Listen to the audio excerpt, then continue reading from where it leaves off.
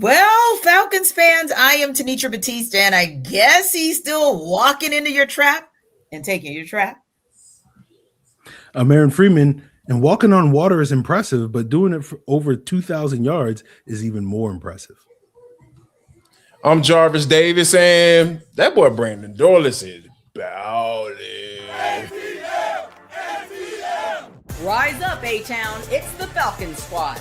Everything Atlanta Falcons every week. Breaking down all the big hits and game-changing plays from the ATL. The way only the Locked On Podcast Network can. Straight from the ATL, the Falcons Squad Show starts now.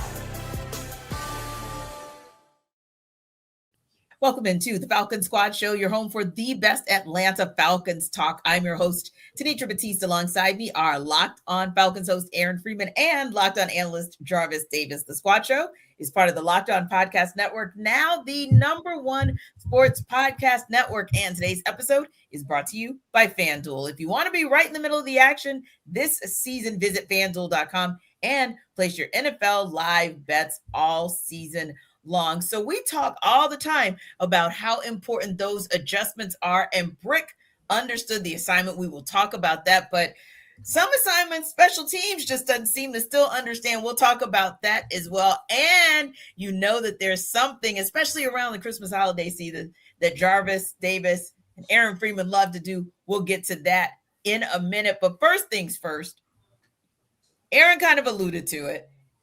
Jarvis and I are co-signing on it, and that is how the Falcons were able to go into Arizona and get a nice 26-19 win to improve to 6-9 on the season.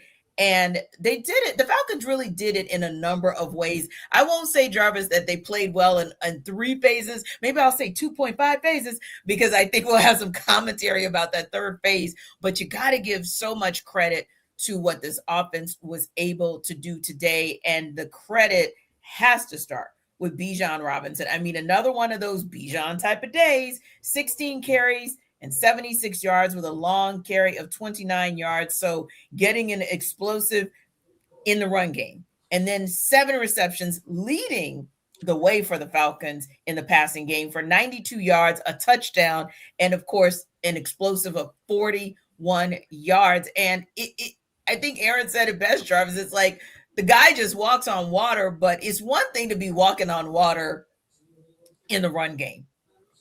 You were drafted as a running back, but to be one of only 6 players, and the list, the names, Derrick Henry, Christian McCaffrey, Saquon Barkley, Josh Jacobs, Jonathan Taylor, all of these players who've, of course, received all-pro accolades, and even first-team accolades, if you will.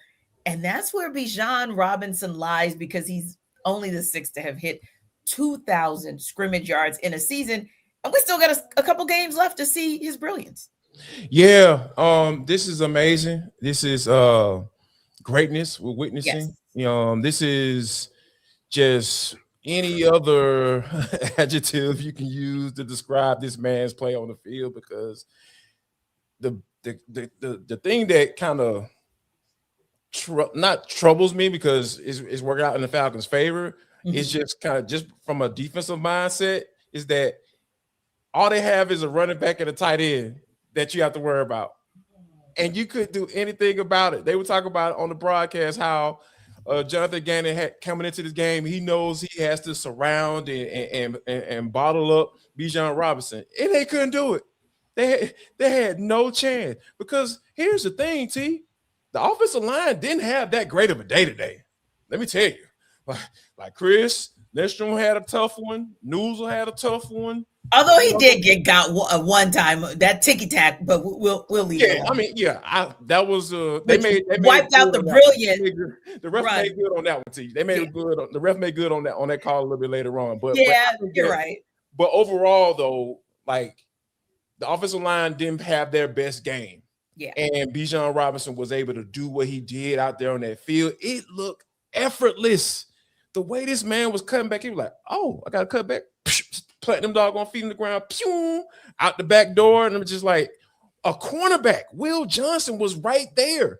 And he could not catch this man. So when you think about somebody being able to come to a complete stop and accelerate so quickly to where a cornerback can't get an angle on you and track you down. That's the type of stuff that not a lot of guys have. Like, and that list that you ran off, there's some running backs on that list that can't do that. Derrick Henry can't do that. Yeah, so, being honest. Jonathan Stewart can't do that. Yeah. He can't do that. So when you think about it from that aspect, this man really coming into this game today, Jonathan Gannon knew what he had to do in order to stop this Falcons offense, and they could not do it. And that just speaks to the greatness that is Bijan Robinson. Yeah, and greatness indeed. I mean, you just feel like there aren't enough accolades to give to him, and being such a critical part of this win today in both phases on offense, Aaron, just speaks volumes to who Bijan has been really his entire career here with the Falcons. But again, most scrimmage yards by a player under the age of 24 in NFL history, again, in rare air, the company of Christian McCaffrey, Clinton Portis, Barry Sanders, and now Bijan Robinson. Just such a critical cog in the wheel today, and really in the wheel of this offense as well, because like JD said, Aaron, the Cardinals already knew what the Falcons were going to do, but good luck stopping it.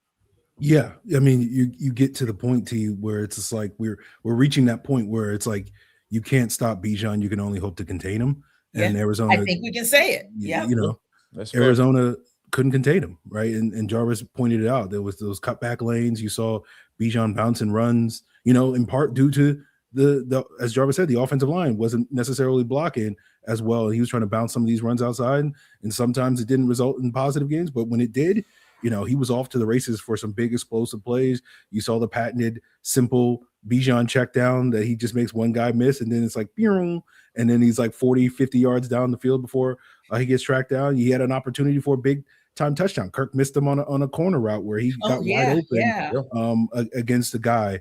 And that speaks to, I think, where Bijan is in his development, which is his route running has been one of the biggest things that has improved this year. Because you remember back when he was a rookie, as talented as he was, there were times where it looked like the Falcons were trying to scheme up some things for him in the passing game, and he just wasn't quite on the same page with what the offense wanted him to do. And you're seeing him be a lot more on the same page this season as a pass catcher as well as a running back. Yeah. And you want to talk about being on the same page. Like, we keep having this conversation the past couple of weeks as well. But I wanted to sidebar this one real quick because, hey, we've had enough like therapy Thursdays and manic Mondays and sit on the couch Sundays. A win is a win. So while, one of our faithfuls is saying can't celebrate that when it was still bad, we do not care.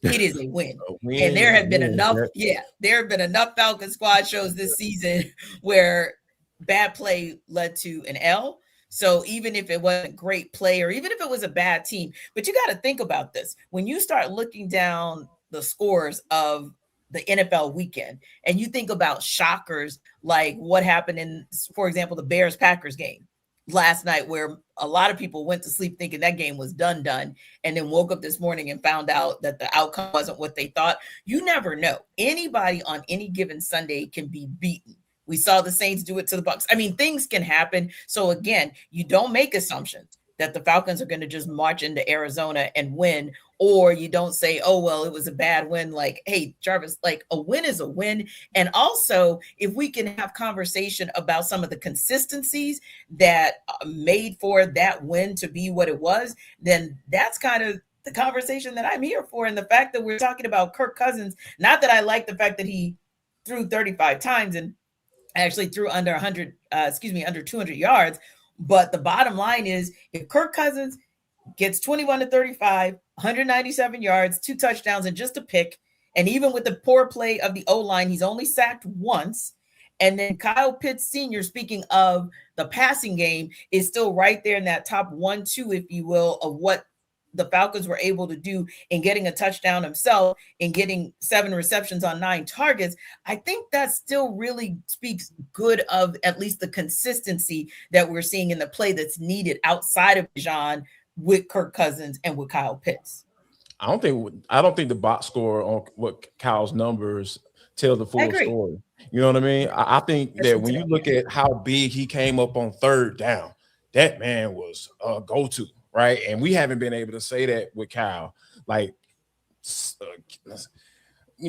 sketchy balls, like balls that you can say, oh, well, it was a bad thrown ball. Like, he was catching those joints, or if it's a matter of in the red zone, like Kyle Pitts running the crossing route, it's being able to run away from folks, regardless of where they playing man or zone. It don't matter. Like, that is a target. Like, he's a moving target that you need to be able to get the ball to. And I think that, Zach Robinson has discovered something. You know what I mean? Like, man beaters. If they try to man up on a guy who's 6'4", 6'5", and 220, 230 running the 4.4, yeah, I'm gonna find a way to get him to rock. Yeah, that makes sense. So yeah, I think that him being able to come up big for this team on third down, that's all you ask of your tight end, really. To be honest with you, like, that's the basic ask, especially with the guy of his talent. And I think that I tweeted this out during the game. I was like, Kyle played up to his measurables today. For a long time, people drop his measurables. That's everything. That's the only thing you hear when you talk about Kyle Pitts. But I always used to raise my hand like, well, but you can't count on that. He doesn't play like it from time to time. He did the exact opposite of that. That he played up to his measurables, and Kyle has been coming up huge. It's almost like he understands that he's in the contract year coming down the stretch. Imagine that concept. Yeah, I definitely, it was definitely giving. I know I'm in a contract year, and even with Kirk Cousins, Jarvis, it was giving. And yeah, I know whether I'm auditioning to be here again, because there may be a need, or if I'm auditioning to get a real QB1, right? And I'm auditioning for a real QB1 job where I can go to a team that I know for sure I'm going to be QB1. I mean, I felt like he was doing his thing as well, at least from a consistency perspective, in helping us to have this conversation about Kyle Pitts and what he's been able to do. Yeah, Jarvis nailed it though. Like, Pitts on third down, like the Falcons were 7-14 on third down today. Yes.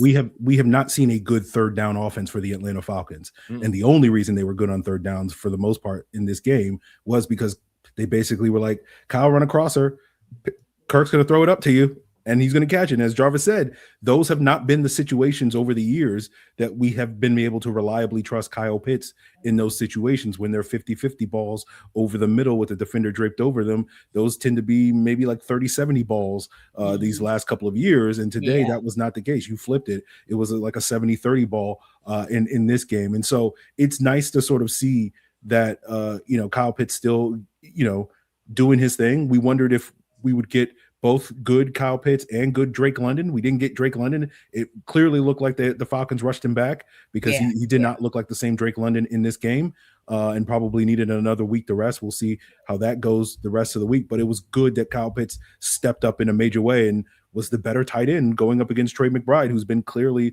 the best tight end in football. And, when we talk about the defense later, that's going to be a big part of what we're talking about, where the Falcons were able to keep Trey McBride in check. Didn't do quite so good with Elijah Huggins. I don't think the Falcons realized there's two tight ends on the Cardinals, but they were able to say that guy's not beating us. It's someone else that's gonna have to go out there and beat us. And so, I wanted to see Kyle Pitts go out there and play like a guy that's like, hey, I see that contract that Trey McBride signed earlier this offseason, $19 million a year. I outplayed him. Why not give me $19 million? Maybe make me a $20 million tight end. And I think Kyle Pitts, you look at the last 2 weeks, in conjunction, the playmaking, the red zone, the third down, that's exactly what you're looking for. Come on, made me tinkle down my leg, Free, when you said that. Kyle Pitts, $1 million a year, bro. Well, I'm scared of that contract, Jack. I know you are, Jarvis. I'm not putting that out there. Yeah, I know, Jarvis. That's why I had to say it out there. So because I know that's going to be a problem for you. That's a problem for me, Jarvis. I as the biggest Kyle Pitts apologist, I ain't paying that man $20 million. But you know what I'm saying? It is one of those things. It's nice to see. I'm gonna make me lose my heartbeat, bro. Yeah. I don't even know what to say after that,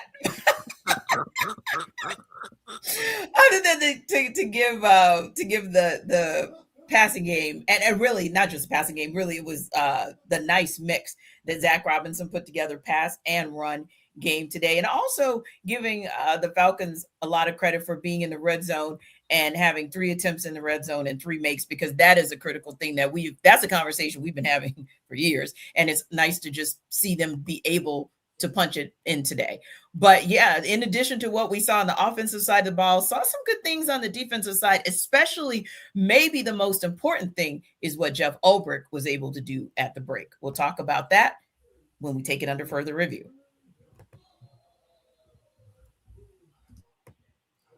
This episode of our Falcon Squad Show is brought to you by Car Gurus.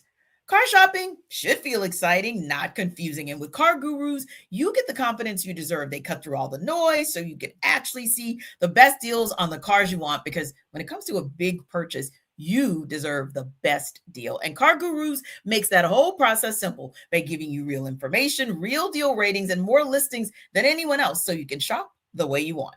Use Car Gurus deal ratings to compare cars quickly without having to guess whether the price is fair. You'll love being able to filter by everything: mileage, trim, features. So you're only seeing cars that actually fit what I need. Their price drop alerts are a lifesaver, and you get notified the second a car you're watching becomes a better deal. So Car Gurus connects you with trusted dealerships for a transparent and hassle-free buying process. With over 4 million listings, the most of any major online automotive marketplace, you'll always find the best deal. So shop the way you want with the tools, data, and unbiased deal ratings that make it easy. Buy or sell your next car today at cargurus.com. That's CARGURUS.com, cargurus.com.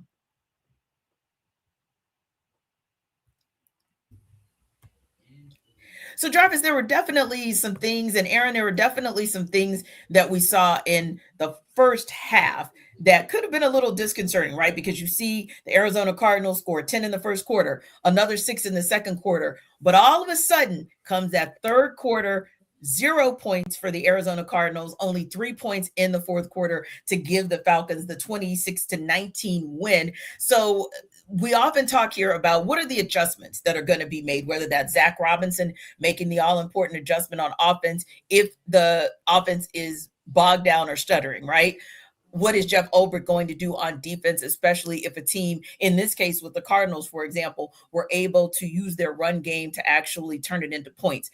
But Jeff Ulbrich made some adjustments in that at halftime, and you really saw those adjustments come through in the second half.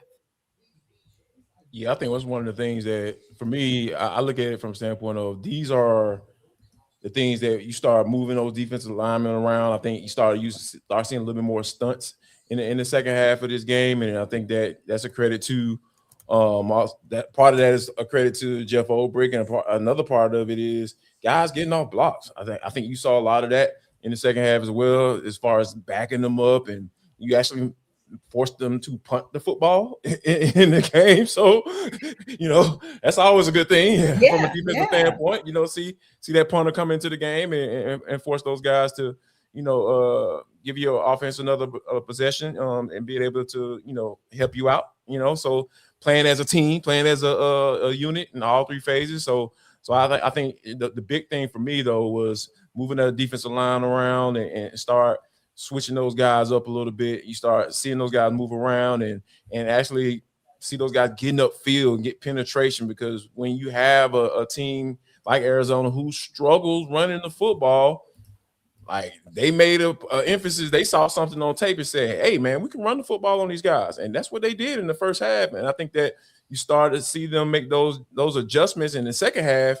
The good thing about playing together in all three phases, the offense picked it up, gave you a couple scores, and Arizona really couldn't count on bleeding the clock out and being methodical on offense. They had to get some type of tempo and then force Jacoby Brissett to throw the rock. And you saw how that ended in the fourth quarter with C.J. Henderson picking the ball off. So I think that, it was a combination of a lot of things. But I think ultimately it came down to Ulbrich understanding that, hey, they gotta move those guys around. You can't just have those offensive linemen for Arizona just sitting there knowing exactly where that defense line is going as soon as the ball snaps. So so credit to him. Yeah. And you see that because, again, and granted, it's something we'll talk about, maybe circle back to a little bit later. If not, you guys have to check us out on Squad Show tomorrow because we'll talk about it there. But ultimately, when you look at Jeff Ulbrich's unit, I think, we can say that of all the three phases, defense seems to always get it right in terms of the halftime adjustments for this team, right? And I felt like today, when you look at basically forcing the Cardinals, I don't care how good or bad, this is still an NFL team that you forced into a goose egg to start the second half. So what did you see as well in the adjustments that Jeff Ulbrich made that helped to keep Arizona or hold Arizona to 0 points in that third quarter and ultimately just 3 in the fourth? Well, I think a big thing for them in the third quarter specifically was just time of possession, that the Falcons offense was able to really control the clock.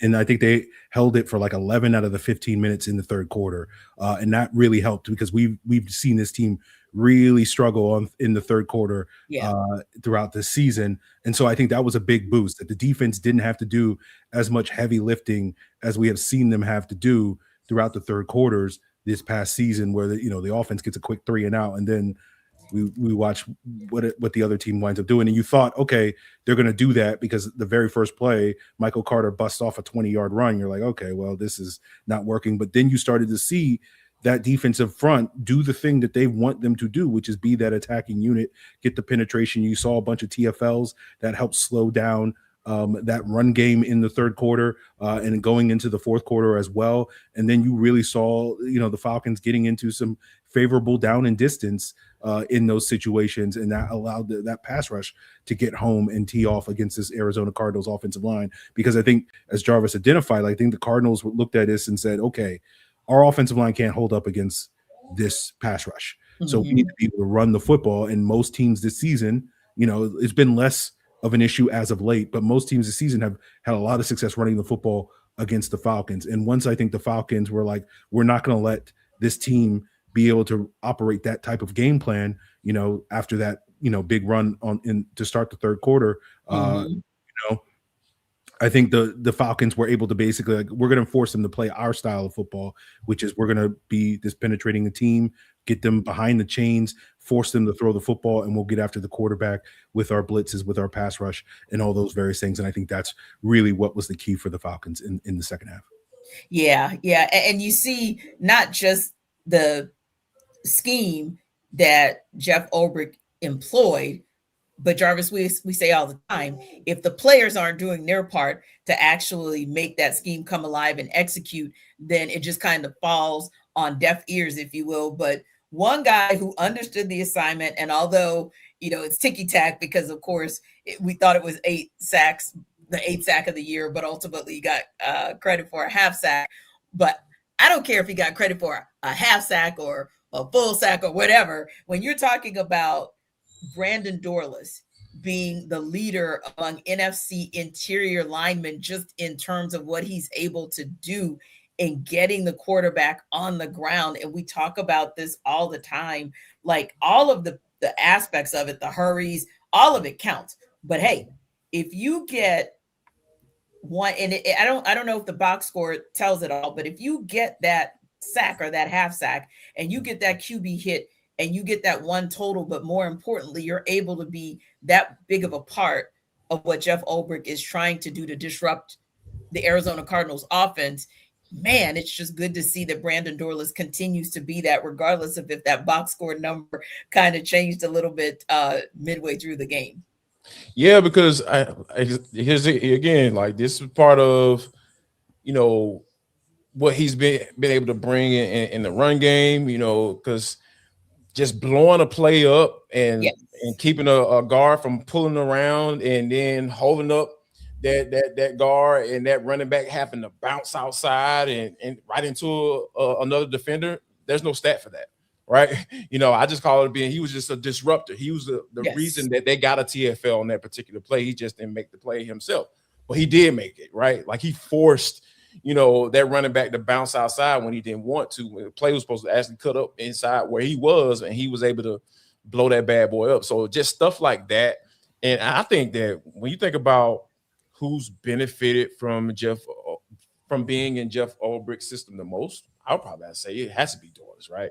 Because that style, based on in comparison to what James wanted to run last year, You know, this man had these guys out here two gapping like it's 2003, bro. Like, nah, dog, these cats ain't built like that no more. You know, and specifically the Falcons, they weren't built like that. They did not have the personnel to be able to do what he was trying, what James was trying to do last year. So you bring a guy in like Jeff Ulbrich, who's that tackle style defense, very similar to Ryan Nielsen, but you know, Nielsen was more so of a 4-3 type guy. So, but still that attack style defense and defensive alignment, getting off the ball, get upfield, regardless if it's run or pass, right? So, or rushing stopping the run on the way to the quarterback. That's the mindset. So when you think about a player benefiting from a system change, and there have been guys who've kind of fallen by the wayside because they've had so many defensive coordinators. I feel for that particular scenario, but Brandon Dorlis is the guy who's benefited from it the most, and I think that he is. If Jeff Ulbrich is still the defense coordinator for this team, he's going to continue to shine and understand why Terry Fontenot took a chance on him a couple of years ago. Yeah. And what about for you, Free? When you look at the performance of Brandon Dorlis, I agree with Jarvis. I think it's more than just what that box score says. Yeah. Jarvis nailed it. He was a disruptor today. He was able to get a couple of pressures. He was able to get, you know, I guess you could call them assists on TFLs or whatever if you want. But he was also able to do Free. All you nerds out there. Yeah.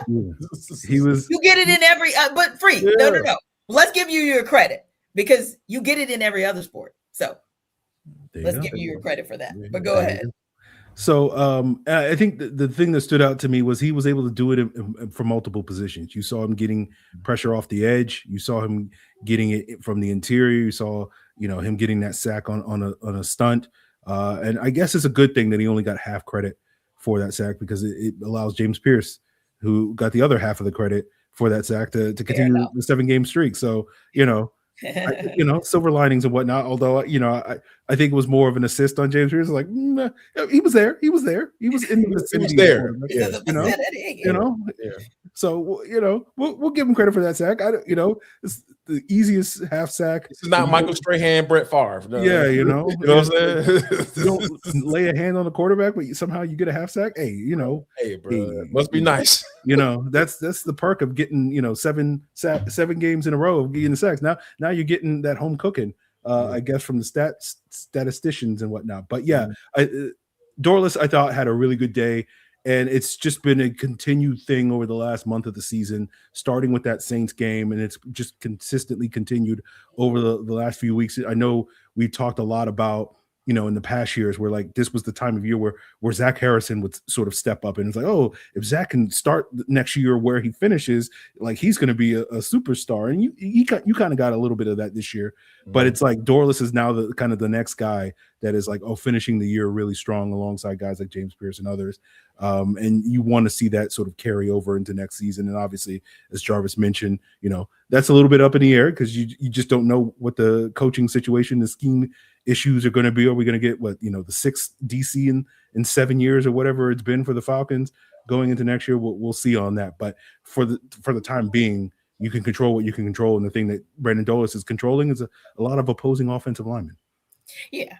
And I can say this too. Like I know, and I'm kind of reading in the chat, it's like a 60-40, I think, where we got 60% of our everydayers and our audience members who are, win is a win. We're excited. Hey, at least we got the win. And the others are like, well, I mean, it's a win, but, and I'm like, no, what Aaron said actually might be the biggest win, right? Which is every time you see the evolution and the growth of one of your young players, especially as it relates to pass rush for the Falcons, that should get you excited. That should get you encouraged and optimistic. Nope, we have no clue what's going to happen next Monday night against the Rams. Nope, we don't know how this season is going to end against the New Orleans Saints.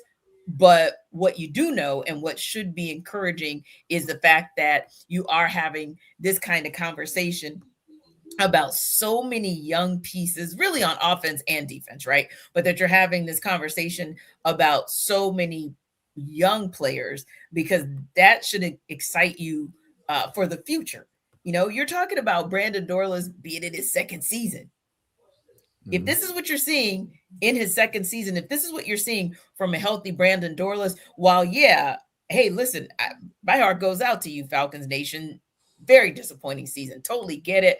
But if there's anything maybe that you can hang your hat on in a positive way, I would definitely say hang it on the fact that Bijan Robinson is in what, fourth season, or hang it on the hat, the hat, or hang it on the fact that Brandon Dorlis is in his second season. To me, those are the types of things that should, I know it doesn't make it any better overall for this season, but ultimately speaking, if you're looking at the future, and I apologize, I gave Bijan Robinson one season too many, but 3 seasons, you should be encouraged by what you're seeing because you're starting to really have foundations that this team, whomever is the coach, whomever is the GM, they still have pieces that they can build around. That's what I think was exciting. At least on offense and defense. I'm not sure what pieces you can build on teams, but we'll take that under further review when we come back.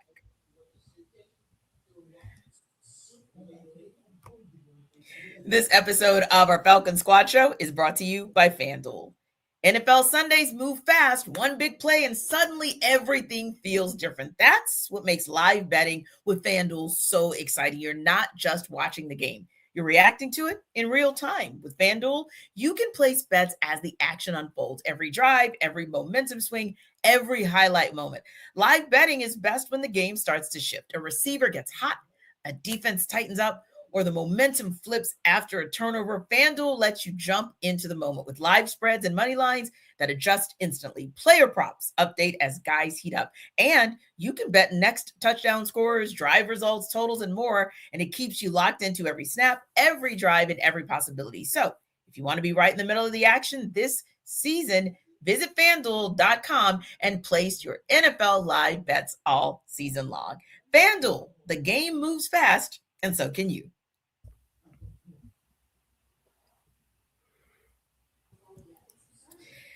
Yeah, Aaron, this special teams unit kind of made me go old school in my mind. It just harkens to a movie where we would call folks can't get right. I mean, it just seems like, and don't get me wrong, I'm still going to give some credit, not a whole bunch, to what we saw today, just in terms of, how do I say this nicely? Hey, Zane Gonzalez did make a field goal. Yeah, he did. But what he did at the beginning of the game and a point after blocked is always still problematic because you always think about those things as being, man, if this game tightens up, is that going to be the game changer? Is that going to be the defining moment? But we know that special teams is not just Zane Gonzalez. So let's just look at teams holistically. What do we think about teams play overall? Yeah, it wasn't a perfect day, but like we said, excuse me, on the Thursday Falcon Squad, like Arizona's got a bad special teams unit too, and they were worse today. So I'm like, we're talking about a win is a win. A win is a win, baby. The Falcons did not have the worst special teams in a game this season, so we'll take that. But yeah, I'm not going to give them too much blame for the block field goal because it's Calais Campbell. Yeah, I was going to say, I'll give you nobody could block Calais Campbell today. Yeah. Nobody. Good freaking luck on 6'8" Calais Campbell out here if you a power forward. Blocking stuff and he's like 77. Yeah, you see him in person, you're like, yeah, ain't nobody preventing this dude from blocking a field goal. He can do whatever he wants on field goals. I think they said that was like his 11th block field goals, back-to-back weeks of block field goals. So I'm not going to give him too much grief for that one. No, we'll be nice. It wasn't like the one we had a couple of weeks ago where they just completely missed the block on a guy. But starting the game off with the kick out of bounds, it's like, oh, here we go again. Now, fortunately, from that point on, they kind of leveled out. They were fine the rest of the day. And then with Arizona settling for field goals and missing field goals, right? That was kind of, to me, the big difference in the game. So as you said, T, a win is a win. They were not the worst unit. They were not a good unit today, but they were not the worst unit on the football field. And so we got to take these wins when we can get them.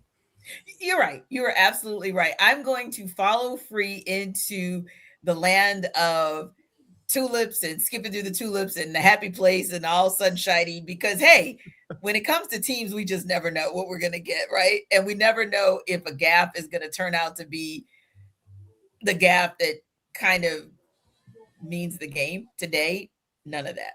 Today we give Zane Gonzalez a little bit of a breather and a little bit of a break because, hey, at least you got 2-2 along with a 49er, if you will. But I still don't like when an extra point doesn't play. Yeah. I guess it still irks me. Jarvis, it's kind of like fingernails down the chalkboard. I mean, you correct me if I'm wrong. Didn't Brad Pinion do this little kickoff type situation where he kind of like pushed it to, you know what I'm saying? Like, I feel like I remember him early on in the season being that guy, right? And then, you know, once they started going through the whole ring around the posy on the kicker, you know, then the kicker started doing it. I just don't. That irked me. I ain't gonna lie. Like, I couldn't do ring around the rosy, skip it through the pedals like free because that irked me. Now, what irked you the most? Oh, the kicking it out of bounds. Absolutely. Oh, yeah. Okay. Yeah, that was the absolute. That was agitating too. I'll give you that. He's been pretty consistent with this. Like, dude, what are you doing at practice for you to start the game like this? I understand, you know, maybe second quarter, you know what I'm saying? You comfortable, you into, you know, a little situation, then you kick the bad boy. Oh, snap. Okay, all right. But dude, you started the game like this? Obviously, this was the plan to do these kicks.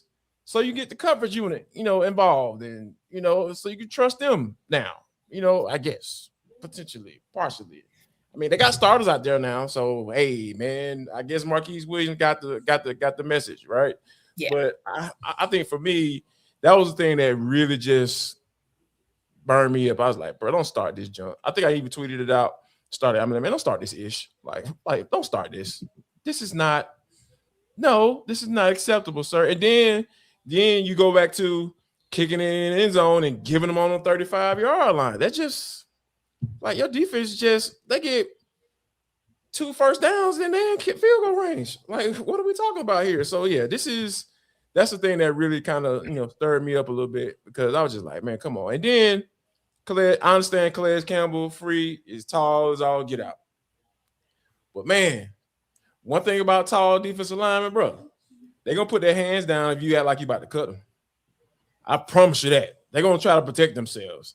And Jake Matthews, sir, what was that? He was right there. And I don't know what he was trying to do, but I don't know that technique that he was trying to pull blocking a 6'8", 305-pound defensive lineman. I don't understand the effort in that. He was one hand and your body with, like, you leaning, you know, all the way over here and you got your hand up in the air. What, sir? What? The probability of you blocking somebody is like minimal. Like, it don't even have to be Calais Campbell over there. It could be Deidre Sanat, and you're not gonna block him. You know what I'm saying? So, ooh, that was a blast from the past. Right. Shots fired. That man. Quick story. You know, we got time. You know what I'm saying? You know. So when in that particular draft, I can't remember the year, I went through probably like 15, 16 breakdowns of defensive linemen that the Falcons could potentially draft in the mid-round guys. I went through all the mid-round guys, right? And when they doggone called that name of Deidre Sanat, I was like, bruh, I went through 15 guys that were projected to go in the mid-rounds, and I never came across his tape. I never came across anything. And then when I actually found it, I was like, bruh, the Falcons don't got nothing in this man. And that's exactly what happened. So, but yeah, sorry, get on a tangent, but you know, it still burns me up. See, I can't get over stuff. I'm still processing a lot of things that the Falcons have done to me over the years when it comes to drafting defensive lineman. So excuse me. The personal nature of it. It's all about therapy. It's cool to talk about therapy. This is my therapy. So I had to get that off my chest because, you know, like, they haven't quite gotten it right, but they're starting to for 2018. Jarvis, 7 years, 2018. You've been itching to get this off your chest for us. Yeah, bro. Years. Like I had look, T Dog gonna fire me up. You know what I'm saying? She set me up, dog. Like, I mean, she didn't bring up Deidre Sanat. You know, right.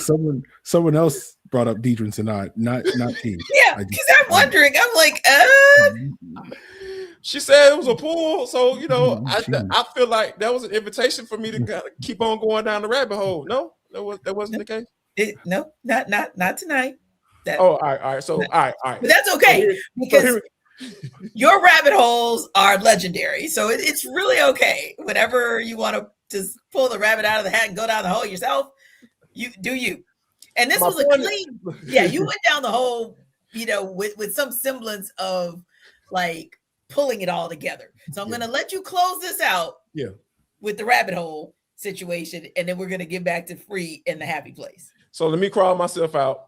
Yes. Say, Jake, I need a little bit more effort in blocking Calais Campbell. Yes. I understand the height and size and all that stuff, but just try to get two hands on him. Just two. Well, don't worry, Jarvis. You didn't go down the rabbit hole by yourself. Ripley 3524 said Jamal Anderson over Patrick Willis. So apparently other people are triggered. Yes. That's 18 years. We could do a whole show. Yeah, because every time the Falcons should have drafted. Yes. That grudge is graduated from high school. That's how old that grudge is. That's 18 years. Hey, it's gonna be like this because at the end of the day, every time I watch an Eagles game, I'm about to text Jarvis when a particular player goes off because Jarvis is triggered just about every time that particular Eagle from Athens goes off. Which Eagle from Athens? One? I know. It's so many. It's so many, T. But no. But there's this one in particular. They all make you feel some type of way. But the one in particular, when he does it, and granted he's out right now, but when this particular Eagle goes off, Jarvis drops a thug tear. So yeah. Oh yeah. But that's okay. Yeah. No, tight spiral. Tight spiral. You not that one. Not that's not the Eagle that brings him to tears. In fact, exactly. Go on and drop it in the chat since you guys are trying to figure it out. Who brings Jarvis to a tear every time he goes absolutely off for the Philadelphia Eagles? But I did want to ask you guys something real quick as we wrap up talking about special teams, and that is what your thoughts were on coverage overall, because obviously we got the word that the Falcons released Jamal Agnew. So just wanted to get you guys' thoughts before we wrap up about how coverage was overall, or what your thoughts were about the Falcons' decision to do so. Well, we've been talking about Jamal Agnew all season long, and there's been some positives, but the negatives have kind of outweighed the positives. And, that was a big thing where the Falcons were thinking, Avery Williams was coming off a rough year. We can upgrade that position. They didn't really get the upgrade that they thought they were getting. And so in this game, obviously the last 2 weeks, they've had Devin Tompkins sort of stepping in that role. Devin Tompkins did something today. It was like, he was like, almost, I'm going to take it out, take a knee. I don't know, safety, whatever. And he's like, he hit the brakes. He didn't mess up. He had tried to mess up, but he didn't mess up. But he didn't. Again, a win is a win, right? He didn't mess up. Technically, he did not mess up. He almost did, but technically he did not. So right now, the return game, it doesn't feel like the Falcons have lost anything with Jamal Agnew not being out there the last couple of weeks. It feels like, I don't sleep. My sleep is pretty good because I'm not worried about somebody muffing punts and all that stuff at this stage in the season like I was for 14 weeks or whatever it was. So yeah. I feel like moving on from Jamal Agnew was kind of overdue, but it is what it is. Yeah, I think this just goes along the line of special teams, just blank ups, because from young Waku coming into the season and his so-called competition against a guy that you basically could stash on your roster and not cost you a roster spot, to having multiple guys on making this final 53, and they only play special teams. I ain't never been a fan of that type of stuff. And then, the guy that you brought in specifically to do that, you end up cutting him with 2 games to go in the season or 3 games to go in the season. So yeah, this special teams. Like, I know that it's kind of is what it is at this point when it comes to firing Marquise Williams or whatever. Like they've done what they made the adjustments, and that is like, hey, we're gonna put our best players out there, not guys who just here for special teams. Like, and I think that when you look at it in totality, like you understand what you have to do. If Raheem Morris is still here as the head coach of this team, he knows what he has to do. And it's just, and you cutting a guy like Jamal Agnew, who everyone thought was an upgrade over Avery Williams. I know that was Free's boy and everything. I know he loved him some Avery Williams, but you thought you were bringing in an upgrade, and that wasn't necessarily the case, because, like you said, I ain't missing Jamal Agnew. Yeah, what Tompkins almost pulled off, that's something that Agnew would do. He would do something stupid like that. Yeah. And he's been in the league for forever. So, yeah, this is one of those deals where you kind of look at it and say, all right, yeah, this is kind of another, you add to the list of special teams poops, that's been going on for the entire season. Yeah. And Kadero Hodge, not so much a special teams, what did you call it? A poop? A poop. Special teams poop per se. But of course, the Falcons did also this week. You know what I'm saying? I feel good about myself that you will repeat stuff that I call out. You know what I'm saying? Like, that means I'm good. I mean, I'm not gonna get fired. You know what I'm saying? Yeah, that's really what it means. You're in the safe zone. Yeah, I repeat. You know it's okay. It's like, you know what I'm saying? Exactly.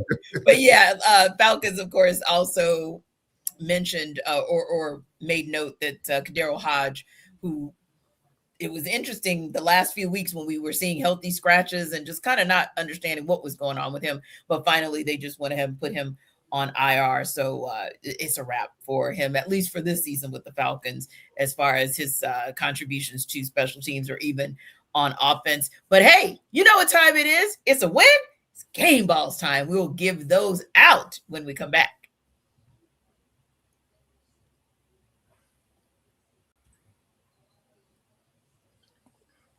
All right, Aaron, we're going offense first. And once again, a really nice, I don't care what you guys say, I'm calling it a nice win, because a win is a win. And we appreciate that 2.5 of the phases showed up today. So I'm going to call it a nice win in Arizona, 26-19, the final for the Falcons. So we do have an opportunity yet again to give out game balls 2 weeks in a row. Let's start with game balls for the offense. Who you got? Or a game ball or two. I'm leaving it up to you. Yeah, I know Jarvis is expecting me to say Bijan, but I've seen this man walk on water so many times. I'm just like, oh yeah, you're doing that thing again. Oh, okay.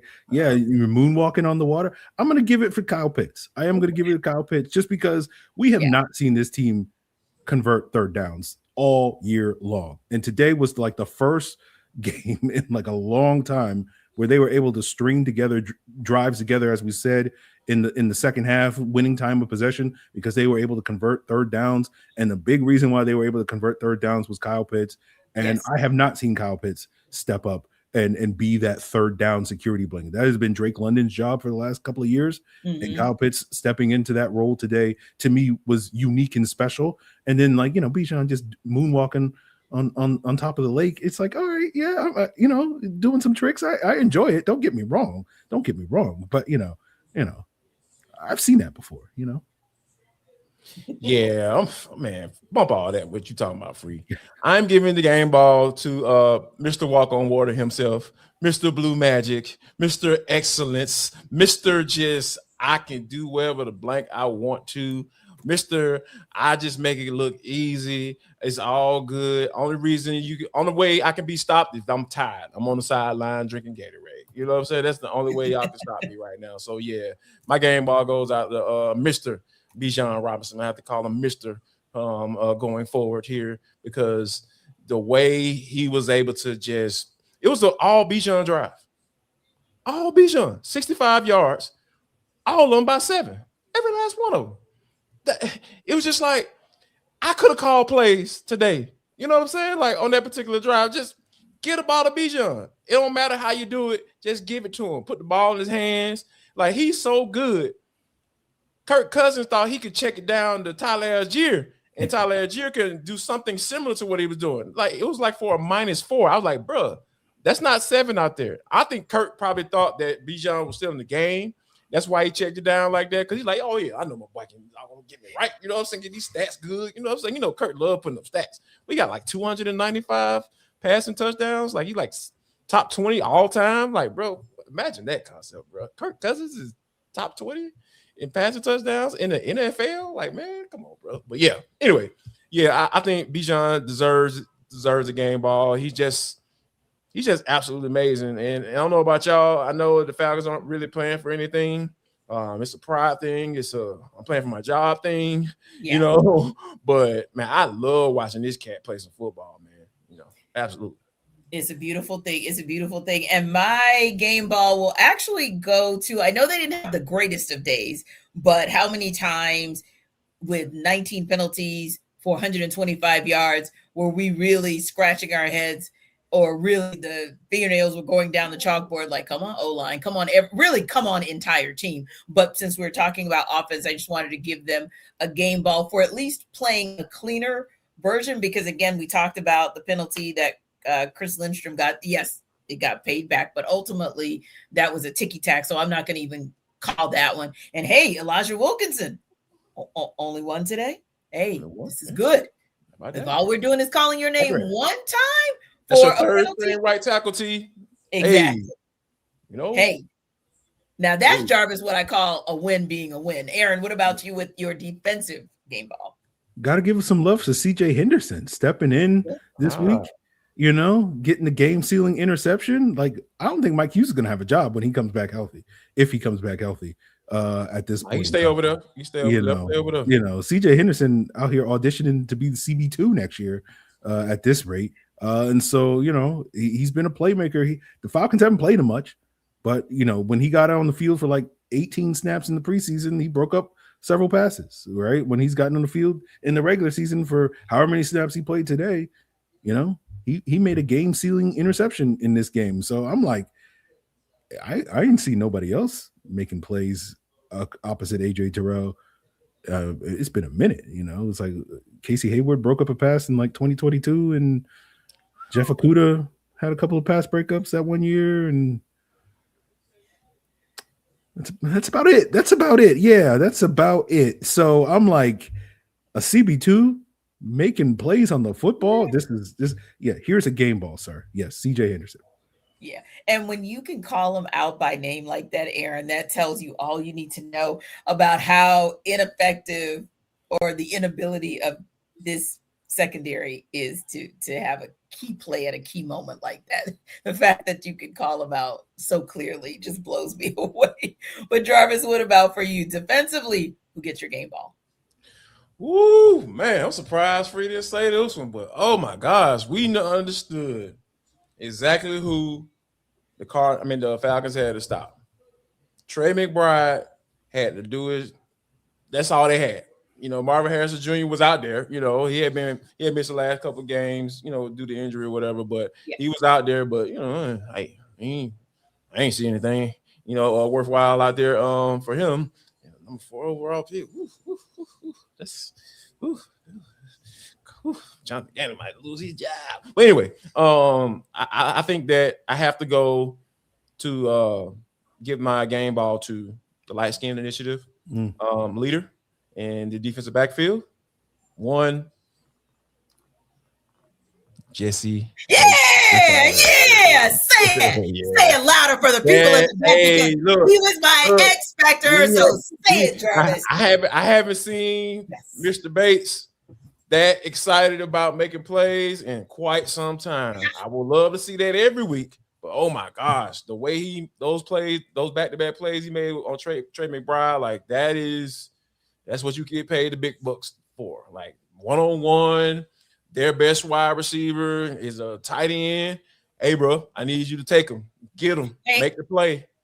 So yeah, and he made it in two different type of ways, right? One, putting his shoulder pad on, pop, making sure you drop that bad boy, and then the other one, he just coverage. Whoop, let me knock this bad boy down. Nope, sir, put this ball on the ground. Don't even worry about it. I'm about to make this play. And for him to make those plays in that particular moment when his team needed him to, yeah, that was absolutely huge. So yeah, I got to give it to Mr. Jesse Bates, the leader of the light skin coalition in the defensive backfield for the Atlanta Falcons. Don't look at me like that, Free. Or put your head down, like man. that too. Jesse Jackson is somewhere rolling in his grave. You know? Just saying. Because you know what, Free? It was like Jarvis was like, what do they call it? Like the backhanded compliment? Like what Right? at the beginning of the sentence, I'm feeling like Jesse Bates III is getting loved. By the end of the sentence, I'm like, okay, did he have a good game or a bad game? What part of what I just said is a backhanded compliment? That's what he needs to do. He gets paid the big bucks.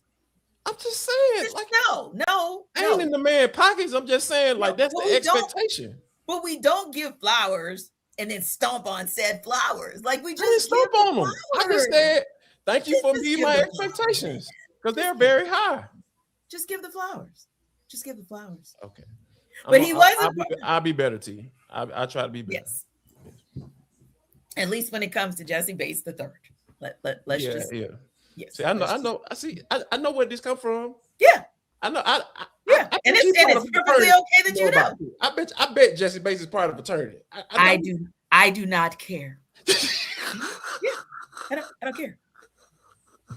Great job, Jesse Bates III. You were a huge part of Trey McBride only getting 8 targets. First of all, Jarvis, just being honest, the fact that he only received 8 targets, I think that was huge because basically you're saying, hey, I dare you. Jeff Ulbrich is saying, hey, I dare you to try my secondary. I'm not gonna have it happen.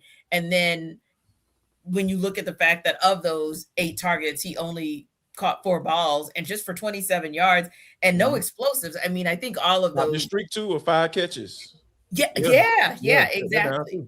Yeah. So I think in all honesty, I think the good thing is that, to your point, you looked at what would be their chief weapon for the day because Marvin Harrison Jr. was not 100%. And for the Falcons to be able to take away that chief weapon. No, I think that's a good look. And then, of course, even though it wasn't a full third phase of the game doing its thing in a good way. Okay, Aaron, we still want to give teams a little bit of credit. So where do we go with teams and their game ball? I'll give it to Josh Woods. I saw him out there in coverage, make a couple of nice tackles out there. Josh Woods just running down there with like his hair's on fire and then just launching into people like a psychopath. It takes a unique individual to just kind of just run full speed into a brick wall that is basically covering kicks on special teams. And Josh Woods is that unique individual. So I think he earned a game ball today. Yeah. And how about you, Jarvis, who gets your game ball for special teams? Oh, I'm going with it. My boy. You know what I'm saying? He's been a little quiet on defense lately. You know what I'm saying? But they slapped him on out there because he know how to play with his hair on fire too, and run down on kickoff. That's Jalen Walker. So yeah, a guy that he started off the season playing special teams, and then he started balling out on defense. They took him off, but we understand what that kickoff coverage team has been this year, and it's been awful. So you need to put the best guys out there, right? And I think that Jalen Walker did that today for me. I feel like you got to have some guys that got a couple screws loose and they're willing to throw it out there and be able to make open field tackles. Out there too. Yeah, you just can't be out there just running around looking crazy, on that because I did it. I'm sorry, T. I did it. You were doing so well. I was so close. I was about to get ready to wrap this thing on the give my boy the flowers, and then I had just step on somebody else. Petty Monger comes out at the end. Yeah, I know. All day. Yes. I think I have a problem. I'm not as bad as I used to be. No. You have evolved. You have evolved. I've evolved. You know what I'm saying? We give you credit. Yes. You know what I'm saying? Like I'm working on some things in my life, T. You know what I'm saying? Yes. And it is showing in a good way. You know what I mean? Showing. Like, yeah. In a good way. Thank you. Appreciate but that. I want to just give game ball for consistency because we talked about what we're seeing and what we've been seeing the last few weeks out of Kirk Cousins and Kyle Pitts. And actually, it's probably more of what you were saying, Aaron and Jarvis, for that matter. Like sometimes you still don't want to take for granted what a player is able to do. So we still gave Bijan Robinson a game ball, if you will. I would say the same thing for Devon Diablo, because when he was not playing, it showed.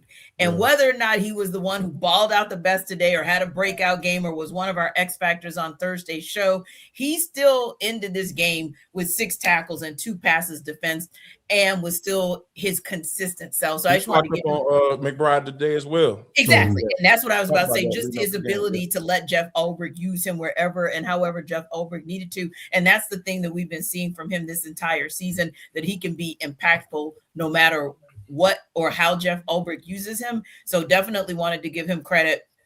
And also, I know the last couple of weeks I've been saying Zane Gonzalez just don't lose the darn game for the Falcons. And I just want to congratulate Zane Gonzalez for somehow, some way, still hitting those field goals and making sure that ultimately he was not responsible for the Falcons losing this game. So listen, we appreciate you guys, of course, our everydayers, for stopping by the Falcon Squad Show as your first listen of the day. Be sure to stop by Locked On Falcons with your host, Aaron Freeman, for more post-game coverage shortly. Going down, baby.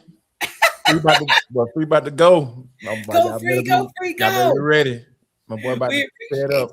We appreciate you as always. And of course, Squad Show, Locked On Falcons, Locked On Podcast Network. We will see you next time.